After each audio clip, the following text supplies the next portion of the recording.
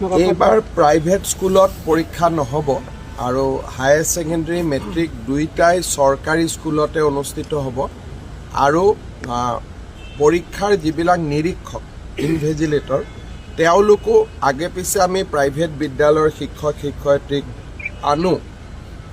এইবাৰ সিদ্ধান্ত লোৱা হৈছে যে প্ৰাইভেট স্কুলৰ শিক্ষক শিক্ষয়িত্ৰী নাথাকিব, কাৰণ ক'ৰবাত কিবা ভুল হ'লে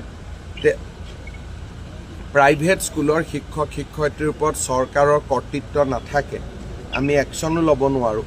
সেইকাৰণে এইবাৰ আমি কৈছোঁ যে যিহেতু বহুতখিনি নিযুক্তিও হৈ গ'ল, সেইকাৰণে চৰকাৰী বিদ্যালয়ৰ শিক্ষক শিক্ষয়িত্ৰীসকলেই পৰীক্ষাৰ নিৰীক্ষণৰ দায়িত্ব ল'ব। এতিয়াতো কোনো শ্বৰ্টেজ নাই। যোৱা কেইদিনমানত 10,000তকৈও বেছি শিক্ষক শিক্ষয়িত্ৰী নিযুক্তি হৈছে আৰু ফেব্ৰুৱাৰী মাহত আৰু 5,000মান শিক্ষক শিক্ষয়িত্ৰী নতুনকৈ নিযুক্তি হোৱাৰ সম্ভাৱনাও আছে। গতিকে মোৰ মতেদি শ্বৰ্টেজটো নায়েই, কোনোবা জিলাত ছাৰপ্লাছেই থাকিব। পৰীক্ষাৰ কাৰণে পঢ়োৱাৰ কথাটো বেলেগ, পৰীক্ষাৰ নিৰীক্ষণৰ কাৰণে যি শিক্ষক লাগিব অলপ বেছিকৈয়ে থাকিব।